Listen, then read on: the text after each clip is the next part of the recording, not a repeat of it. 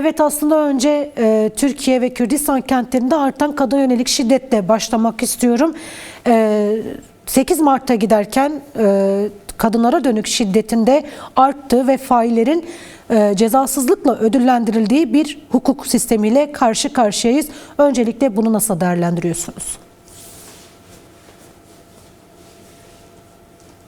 Bu aslında bildiğimiz, uzun süredir maruz kaldığımız bir mesele.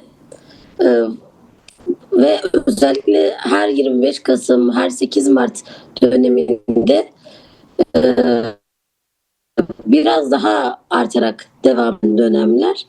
Biz faillerin bu kadar aklandığı dönemler muhakkak gördük ama bu dönemde hem aslında siyasetçilerin o şiddet dilinin artarak devam etmesi toplumdaki şiddeti de arttırıyor. Yargıya da müdahale ediyor ve haliyle yargıda failin aklandığı bir dönem yaşıyoruz.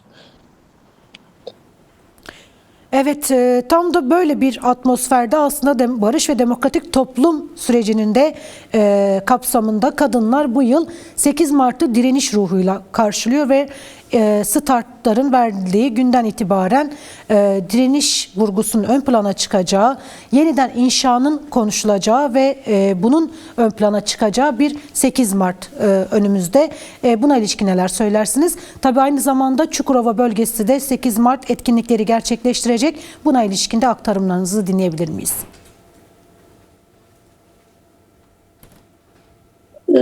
Barışı kadınların getireceği aşikar. Bu sebeple 8 Mart'ta alanlarda özgürlüğü, barışı, en çok isyanı konuşacak olan kadınlar. 8 Mart'ta da biz bu ruhla aslında çalışmalarımızı yürütüyoruz Çukurova bölgesinde de. Halide Türkoğlu deklarasyonumuzu açıkladı aslında Kadın Meclisi sözümüz.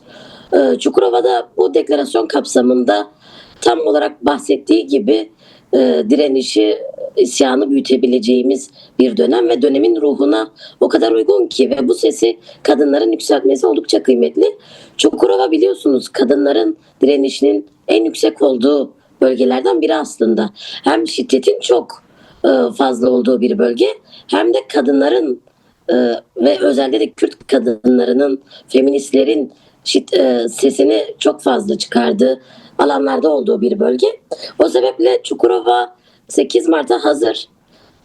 Biz bu kadar yoğun temponun içerisinde 8 Mart'a çok önem atfediyoruz aslında ve kadınlar olarak çok fazla yoğun programlar olmasına rağmen bir ayı, yani Şubat'ı ve Mart ayını 8 Mart çalışmalarına ayırıyoruz. Çünkü şunu biliyoruz. Kadınlarla örgütlendikçe, sokakta isyan ettikçe, ev buluşmalarımızı arttırdıkça hem kadınların farkındalığı çok fazla artmış olacak.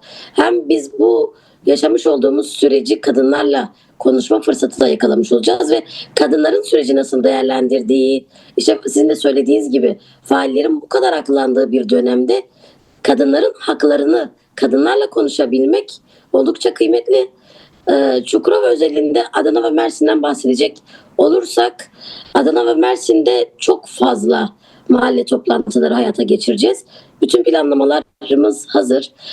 Haftaya sizin söylediğiniz gibi 23 Şubat'ta ve 1 Mart'ta deklarasyonumuzu, startımızı veriyoruz. Biz salon toplantıları olmaması gerektiğini düşünüyoruz. Yani zaten DEM Parti'nin, TCA'nın kadın çalışmaları hep bu yöndedir. Hiçbir zaman tabii ki salon toplantıları da oldukça kıymetlidir ama biz 8 Mart'a giderken bu meselenin sadece salonlarda konuşulmayacak bir mesele olduğunun oldukça farkındayız. Kadınlar da bunun farkında.